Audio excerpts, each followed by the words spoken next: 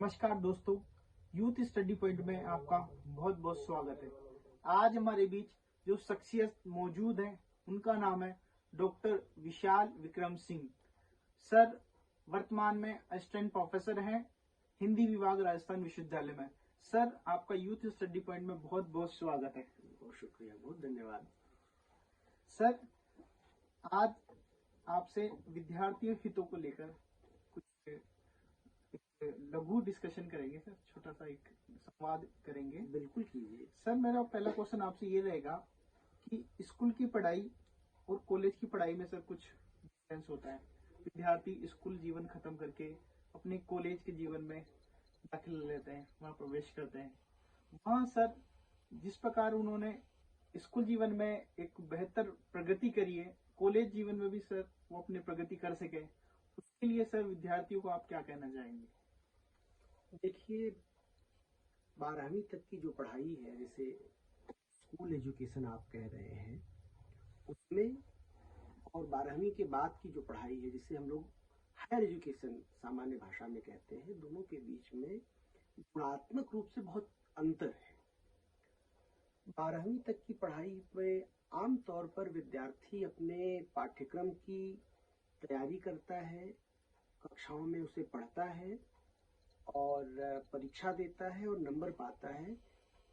मोटे तौर पर, सामान्य तौर पर इतने में ही उसकी पढ़ाई पूरी मानी जाती है। लेकिन जैसे ही आप महाविद्यालयों में, विश्वविद्यालयों में, यानी उच्च अध्ययन के लिए, हायर एजुकेशन के लिए आप प्रवेश लेते हैं, तो आपके अध्ययन का दायरा फैल जाता है। जो कैनवास है वो बहुत बड़ा हो जाता है, जिसमें सिलेबस तो पढ़ना ही पड़ता है, क्योंकि सिलेबस के आधार पर परीक्षाएं होती हैं और परीक्षाओं को पास करना है। तो एक विद्यार्थी की तरह, एक परीक्षार्थी की तरह सिलेबस पढ़ना और उसके आधार पर होने वाली परीक्षा को में शामिल होना और उसे पास करना, ये काम है। लेकिन इससे भी ज्यादा विद्यार्थी के अप्रोच में अंतर आता है। वह जो सिलेबस पढ़ रहा है वह एक बड़े पर्सपेक्टिव में उसे पढ़ना पड़ता है, और सिलेबस को समझने के लिए सिलेबस से बाहर की अनेक चीजों को, और बल्कि मैं कहूंगा कि जो उसका डिसिप्लिन है, अनुशासन या विषय जिसे कहते हैं, उससे बाहर की भी दूसरी किताबों को पढ़ना ही पड़ता है, ताकि वो अपने विषय और अपने बिंदु को ज्यादा बेहतर तरीके से समझ सके। कहने का मतलब ये है कि एक बिंदु को समझने के लिए 12वीं तक के विद्यार्थी को हो सकता है कि कक्षा की पढ़ाई से उसका काम चल जाता हो, लेकिन जब वही बिंदु उच्च अध्ययन में आएगा, हायर एजुकेशन में, कॉलेजेस में, यूनिवर्सिटीज में पढ़ेगा, तो उसे समझने के लिए बहुत सारी संदर्भों को देखना पड़ता है, पढ़ना पड़ता है।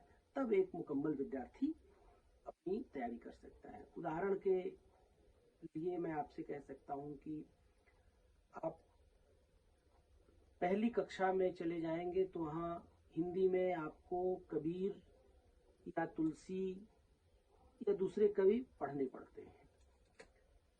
10वीं की कक्षा में भी पढ़ना पड़ता है, 12वीं की कक्षा में भी पढ़ना पड़ता है, और इन्हीं कबीर को और इन्हीं तुलसी को महाविद्यालयों में भी पढ़ना पड़ता है। अंतर यह है कि कबीर को पहली कक्षा में, दूसरी कक्षा में उनके कुछ दोहों को पढ़ने का जो अप्रोच वो बहुत सीमित है विद्यार्थी के मस्तिष्क के हिसाब से। लेकिन वही उच्च कक्षाओं में पढ़ने के लिए, बीए में और एमए में पढ़ने के लिए उसे मध्यकाल पढ़ना पड़ेगा, मध्यकाल की राजनीति पढ़नी पड़ेगी, मध्यकाल के सांस्कृतिक परिवेश को देखना पड़ेगा, तब कहीं जाकर के कबीर का कोई एक टेक्स्ट उसके सामने खुलेगा। तो यह एक बुनियादी अंतर है कैनवास का, कि 12वीं तक का जो कैनवास है वो अपेक्षाकृत कम, छोटा होता है, और हायर एजुकेशन में आने का जो कैनवास है उसकी कोई सीमा नहीं। सर मेरा आपसे दूसरा प्रश्न ये रहेगा कि इस सत्र जो 2023-24 का सत्र है, इस सत्र में जो कॉलेज के विद्यार्थी हैं हमारे, इनके लिए सर राजस्थान विश्वविद्यालय ने सेमेस्टर प्रणाली को लागू किया है जी। इससे पहले सर एमएमए, एमकॉम, एमएससी में सेमेस्टर प्रणाली चलती थी डिपार्टमेंट राजस्थान विश्वविद्यालय के, जो अदर निजी कॉलेज हैं।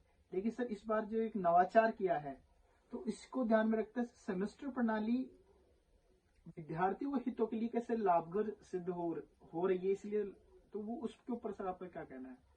देखिए, ये जो ग्रेजुएशन में सेमेस्टर सिस्टम लागू हुआ है, जी ये भारत सरकार की राष्ट्रीय शिक्षा नीति जो लागू है उसके तहत एनईपी हम लोग जी सर, संक्षेप में कहते हैं, एनईपी के तहत न्यू ये, एजुकेशन पॉलिसी। हाँ, जी सर।